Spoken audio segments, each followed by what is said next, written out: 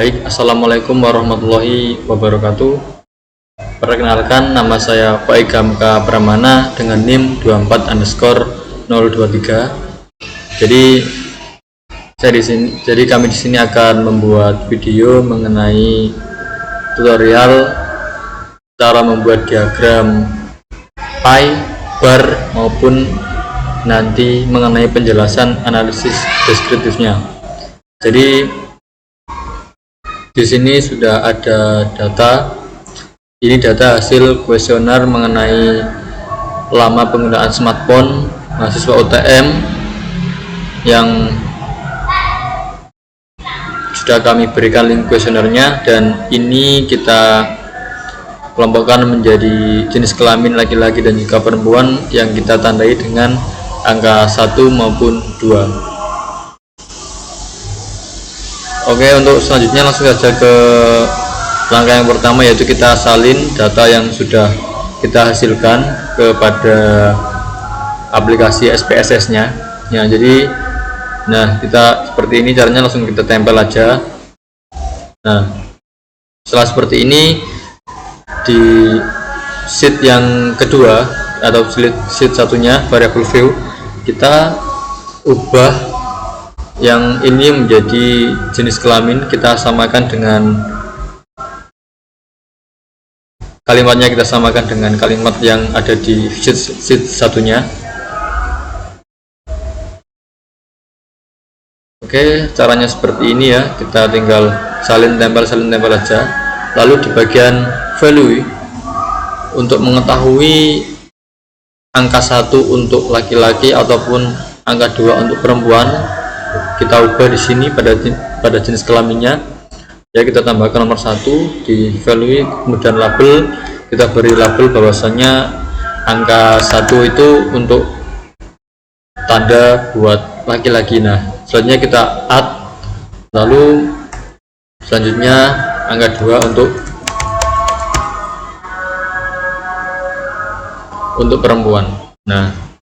Add, lalu kita klik OK. Seperti ini. Lalu untuk selanjutnya di sheet yang data view, kita pergi ke grafik untuk mengetahui atau membuat diagram pie-nya ya. Kita klik legacy dialogs, lalu kita ke pie. Kita ini summaries for a group of cases ini tetap, lalu kita klik define. Seperti ini. Lalu untuk pada kolom jenis kelamin, kita taruh di bagian kolom sini, kita pindah. Untuk lama penggunaan, kita pindah ke define slice by. Setelah itu kita klik OK.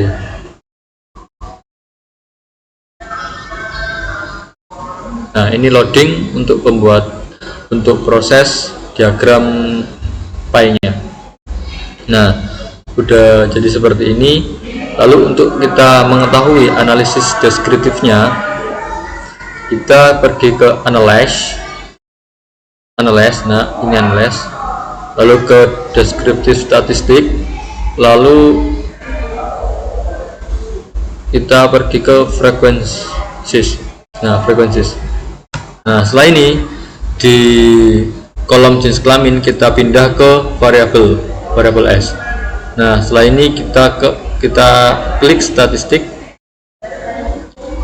lalu pada langkah ini kita klik semuanya ini untuk mengetahui min, median, mode maupun sumnya. Ini fleksibel ya, atau kondisional, tergantung kebutuhan dari teman-teman. Kemudian pada bagian dispersion juga sama halnya dengan pada bagian central tendency tadi. Seperti ini. Lalu kita klik continue maupun OK. Ini adalah hasil ataupun output daripada diagram ini. Untuk mengetahui besaran persentase maupun jumlah pada diagram pi ini bisa kita klik di sini, klik kiri 2 kali ya. Nah, akan muncul seperti ini, lalu kita klik show data label, klik. Nah, setelah ini masih loading. Nah, untuk mengetahui presentasinya kita klik present.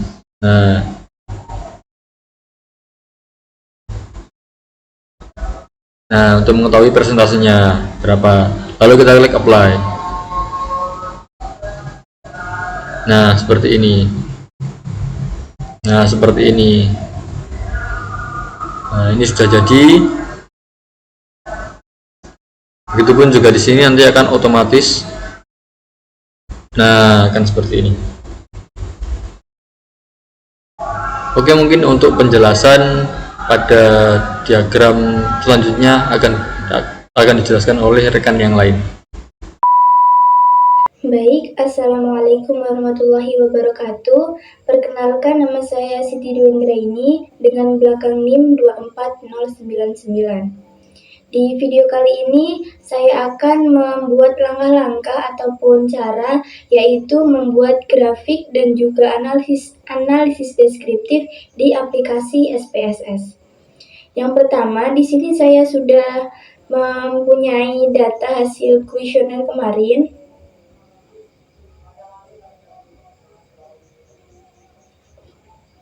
Ini ada 40 data.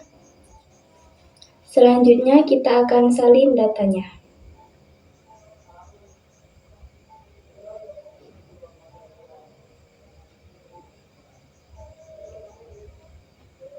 Kita copy.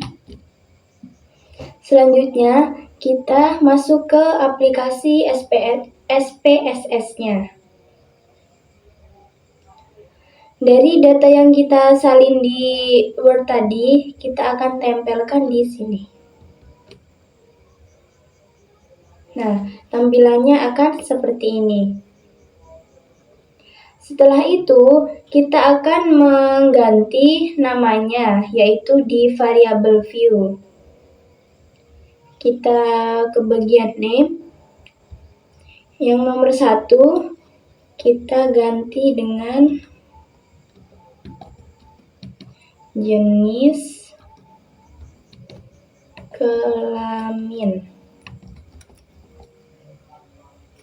Yang nomor 2, kita ganti lama menggunakan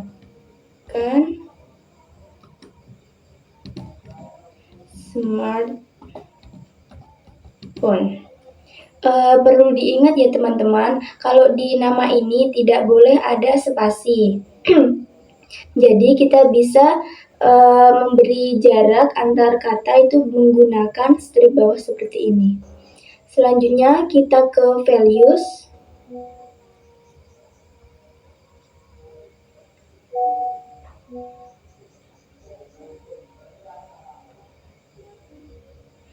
Untuk values ini kita akan ganti laki-laki. Untuk laki-laki kita beri kode 1 alias labelnya 1. Kita add lalu oke. Selanjutnya untuk yang perempuan kita bisa kasih kode 2 di label 2. Kita add lalu oke. Bisa kita lihat di data view. Nah, tampilannya akan seperti ini. Selanjutnya, kita akan membuat grafik. Di grafik, kita akan masuk ke Graph, lalu kita pilih. Kali ini saya akan membuat diagram bar ya teman-teman. Kita pilih bar. Nah, di bar ini ada 3 pilihan. Nah, saya pilih yang simple. Setelah itu, jangan lupa pilih yang paling atas ini, summarize for group of cases. Kita pilih defense. Untuk jenis kelamin, kita taruh di kolom. Selanjutnya yang lama menggunakan, kita taruh di kategori. Selanjutnya klik OK. Nah, grafiknya atau diagramnya sudah jadi ya teman-teman. Tampilannya akan seperti ini. Lalu, kalau sudah menjadi tampilan diagram seperti ini, kita bisa melakukan analisis. Kita ke analisis, terus ke deskriptif statistik, kita pilih frequency. Nah, ini kita bisa taruh di kolom variabel S. Selanjutnya kita akan pilih statistik. Untuk di bagian ini kita akan mencentang yaitu mean, median, mode, sum, terus yang di bawah kita centang semua. Jika sudah dicentang seperti ini, kita pilih continue, lalu klik OK. Nah, ini bisa kita lihat teman-teman, hasil frekuensinya atau analisisnya sudah jadi.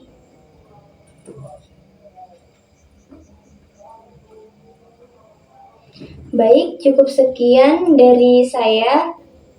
Kurang lebihnya saya mohon maaf. Wassalamualaikum warahmatullahi wabarakatuh. Baik, di sini saya akan melanjutkan presentasi dari teman saya. Yaitu tentang investasi tabel. Di sini teman-teman dapat lihat tabelnya. Ini adalah tabelnya. Yang ada yang dimana tabelnya itu ada dua. Yang pertama itu jenis kelamin dan juga lama menggunakan smartphone. Grab. Jadi kita pertama ke Grab. Jadi berdasarkan hasil tabel di atas ini dapat dikatakan bahwa perempuan itu memiliki kecenderungan untuk menggunakan smartphone dalam durasi lebih lama dibandingkan dengan laki-laki. Nah, dari jumlah data yang telah tersedia, paling banyak adalah perempuan dengan jumlah 8 responden. Dengan pemakaian paling lama yaitu lebih dari 10 jam. Lebih dari 10 jam. Nah, sedangkan laki-laki itu dengan jumlah responden yang menunjukkan pemakaian itu paling lama adalah lebih juga dari 10 jam. Selanjutnya yaitu investasi tabel. Yang pertama, valid menunjukkan bahwa jumlah data yang diinput atau diisikan saat analisis adalah tepat dengan total yaitu 40 data. Selanjutnya yang nomor 2 yaitu missing. Nah, missing ini menunjukkan keberadaan data yang tidak terisikan. Nah, jika nilai 0, itu berarti semua data telah diisikan tanpa ada yang terlewat. Nah, selanjutnya yang nomor 3 yaitu min. Jadi min ini itu adalah menunjukkan nilai rata-rata data yang telah dianalisis dari penggunaan smartphone per hari. Jadi rata-rata responden itu menggunakan smartphone selama 130,033 menit per hari. Selanjutnya yaitu nomor 4. Jadi di nomor 4 ini yaitu standard error of mean yang mengindikasikan tingkat kesalahan dari estimasi rata-rata pada data yang dimasukkan. Nah, semakin kecil nilai standar error, maka semakin baik. Namun, dalam kasus ini, standar error memiliki nilai yang besar, yaitu 30.91693. Selanjutnya yaitu nomor 5. Nah, nomor 5 yaitu standard deviation mengindikasikan variasi atau penyebaran data dari nilai rata-ratanya. Nah, data itu dapat dianggap baik jika nilai standar deviasi lebih kecil daripada mean. Namun, dalam kasus ini, nilai standar deviation adalah 169,33898 yang lebih besar daripada mean yang bernilai 130,0333. Selanjutnya yang nomor 6. Variance adalah kuadrat dari standard deviation dan menunjukkan penyebaran data. Nah, jika variance tinggi berarti data lebih tersebar. sedangkan varians rendah menunjukkan data lebih homogen. Jadi, dalam kasus ini nilai varians adalah 2867255 yang tinggi sehingga menunjukkan data yang lebih tersebar. Selanjutnya nomor 7. Nomor 7 adalah median adalah nilai tengah dari data yang telah diurutkan. Jadi, median dari penggunaan smartphone adalah 120 menit, berarti 50% pengguna menghabiskan waktu kurang dari 120 menit dan 50% lainnya itu menghabiskan waktu lebih dari 120 menit. Terus selanjutnya yaitu modus. Jadi modus ini adalah nilai yang paling sering muncul dalam dataset. Jadi modus dari penggunaan smartphone adalah 180 menit, berarti jumlah responden terbanyak menggunakan smartphone selama 180 menit sehari. Selanjutnya yang nomor 9 adalah range. Range ini adalah selisih antara nilai maksimum dan minimum. Jadi range adalah 700 menit, berarti ada perbedaan besar antara pengguna yang menghabiskan waktu paling sedikit dan paling banyak di smartphone. Selanjutnya nomor 10 yaitu minimum. Minimum itu adalah nilai terkecil dalam dataset. Jadi nilai minimum adalah 10 menit, berarti ada responden yang hanya menggunakan smartphone itu selama 10 menit sehari. Selanjutnya yaitu maksimum. Maksimum itu adalah nilai terbesar dalam dataset. Nah, nilai maksimum adalah 710 menit, berarti ada responden yang menggunakan smartphone selama 710 menit dalam sehari. Sum itu adalah nilai total dari semua nilai dataset. Nilai sum adalah 5201,33 menit, berarti total semua durasi pemakaian smartphone oleh semua responden adalah 5201,33 menit. Oke, sekian presentasi dari saya. Terima kasih.